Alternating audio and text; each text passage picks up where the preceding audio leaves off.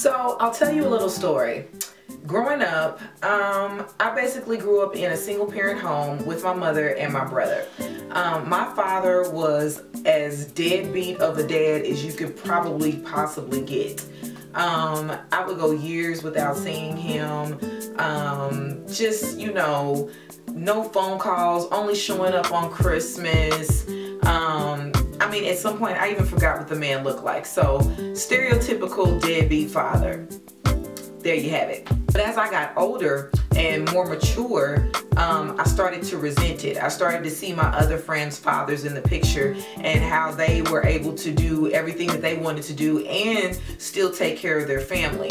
I started to see how loving, you know, my best friend's father was, and how he was just like awesome, and how he kind of became a father figure for me too. And I saw how these men were in their children's lives and they wanted to be there. Like, it wasn't difficult. Nobody made them be there. Nobody made them pay child support. And being around friends who came from two-parent family homes, it always made me feel like I wasn't as good as them in some ways. Like, it always made me feel like I was inferior, like I was second class.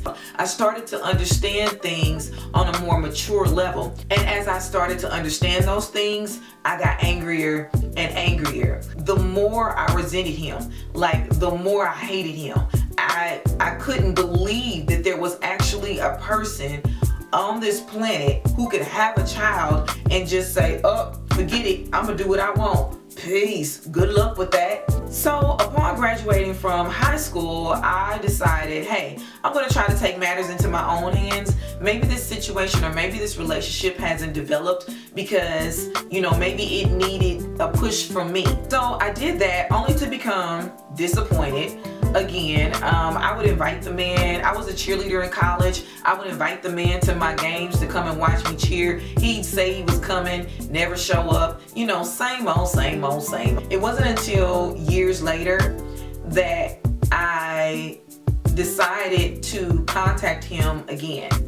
And this time I was an adult and I contacted him and I said, hey, let's try to reconnect. Let's try to do this thing over again.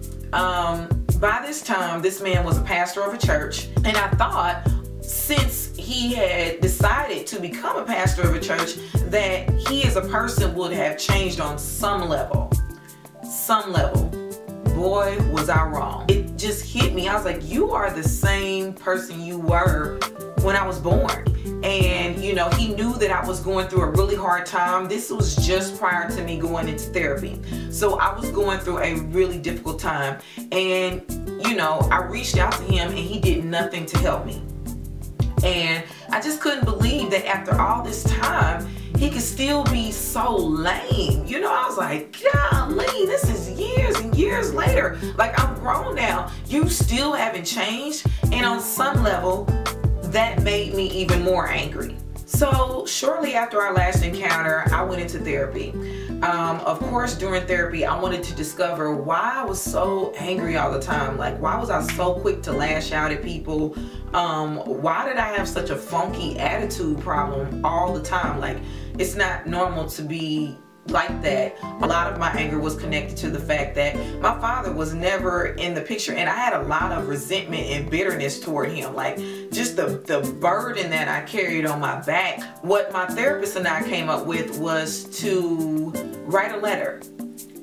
Because at the time it was pretty much a no-go, you know, as far as, you know, connecting with him. So she suggested that I write a letter, and in the letter include everything that you ever wanted to say. Get it all off your chest, you know what I mean? Just get any and everything that you ever wanted to address and put it in this letter. Well, when I went home, I began to write. And I thought maybe I was going to write like maybe a page, maybe 2 pages. This thing turned into a 10-page letter. I mean, I went in. In the process of writing that letter, I'm telling you, I started to feel the load lighten.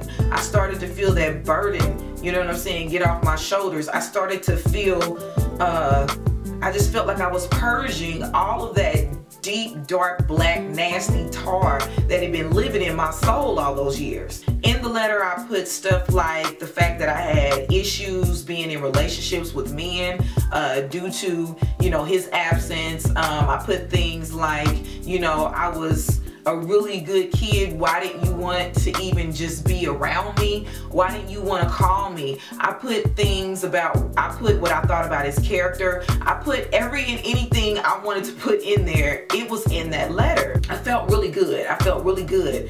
And then I took the letter to my therapist and we read it together. After we read the letter together, I was confused as to what I needed to do next. I said, you know, what am I supposed to do with this letter now? Send it to him? Because it's not like it's going to matter. You know what I mean? Like, it's not going to make a difference. The situation's not going to change. This is a person that is unapologetic. This is a person who has not changed, not even an ounce, in their character, their morals, and in their values. This is a person that is not going to offer me any apologies. So what do I do with this letter? So, you know, when I asked about what I should do with the letter, you know, my therapist then put it back around on me and she said, you do what you want with the letter. Because now you're doing things on your terms. You're no longer operating as the person who is waiting on someone else to do something for you. You've already addressed that. You've already gotten it all out of you. Now you decide what you want to do. What is it that you want to do? And I felt empowered by that statement. I felt like, yeah, you're right. You know, it's about what I want. You know, now it's about what I want. So what I decided to do was make myself some lunch, go to the park, and read the letter one last time. I read the letter one last time, and I pulled out a lighter, and I burned it. I burned it. I got rid of it. I put death to all of that crap that had been living inside of me for years. I buried it. I had a funeral for it. I let it go. I felt like that was the day I buried every ounce of energy that I had directed towards feeling bad about myself, feeling inferior to other people, feeling like there was something wrong with me, feeling like whatever. I got rid of it that day. I never looked back. So, you know, to hear about him or to even talk about him, it no longer puts me in a place of pain. You know, and that was my choice. That was something that I did for myself, you know, to record this video. It's difficult because it's hard to kind of come on here and reveal intimate parts of myself. But right now, before my therapy, before I would have let it go, I don't think I would have been able to get through this video without feeling some sort of, you know, emotion, without starting to feel angry. And I just don't have that corrupting my emotions anymore. And so I told you my story to say this. If someone has wronged you, and I don't mean someone didn't pay you back some gas money. I mean someone has caused you some deep, deep, deep pain. You know, on a level where it has affected your life, it has affected your thoughts, it has changed who you are maybe as a person. And this is not a situation that can be resolved as far as going to that person and talking to them. It might be that that person is deceased. It might be that that person no longer lives anywhere near you. It might be that that person is just the same person that they were when they caused you the pain, and they're never going to apologize. They're never going to feel bad for what they did. They're never going to genuinely give you the apology and the closure that you need. It's never going to happen. If you are in that situation, then I encourage you to create your own closure. And when I say create your own closure, I mean no longer be bound by the pain that this person has caused you anymore. I want to encourage you to not depend on this person who has wronged you.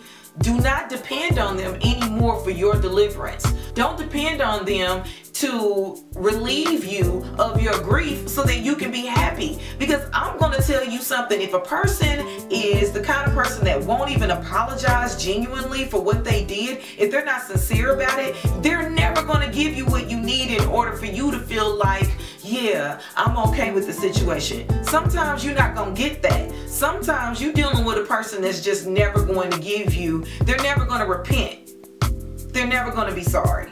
Don't let that person hurt you even more by carrying them around in your soul. Don't let that person consume you even more so than what they've already done. The action of what someone's done to you, that could have been years ago. And in my case, a lot of that had happened years and years ago, but I was still letting it fester. I was still letting it sit inside of me. I was still letting it control who I was. I was letting it make decisions in my relationships. I was letting it make me bitter when I looked at other people. I was letting it make me a jealous person. I was letting it make me an envious person. Empower yourself to create your own closure. Close that door and never look back. Really, never look back. So there is a silver lining to every cloud, and my silver lining is that a couple of years ago, I think about two years ago, I discovered I had a sister through my father. And I won't bore you guys with the details, but we have stayed in contact, and we have started to build a relationship since then. And it's been sad, but it's also been a comfort to have someone else that's experienced what I experienced. And the crazy thing is that my sister and I have so much in common personality wise. Like, it's scary. Like, you would look at the both of us and go, yeah, they're sisters. Like, we even look alike, which weirds me the hell out. Yeah, so we've stayed in contact. She's going to be a bridesmaid in my wedding. I've met her and her husband, and they're just really wonderful people. And I feel like, you know, out of every situation, out of all pain, there comes some good. So yeah, create your own closure, and you might find that you have a silver lining just like I did. I'll see y'all next time. Peace.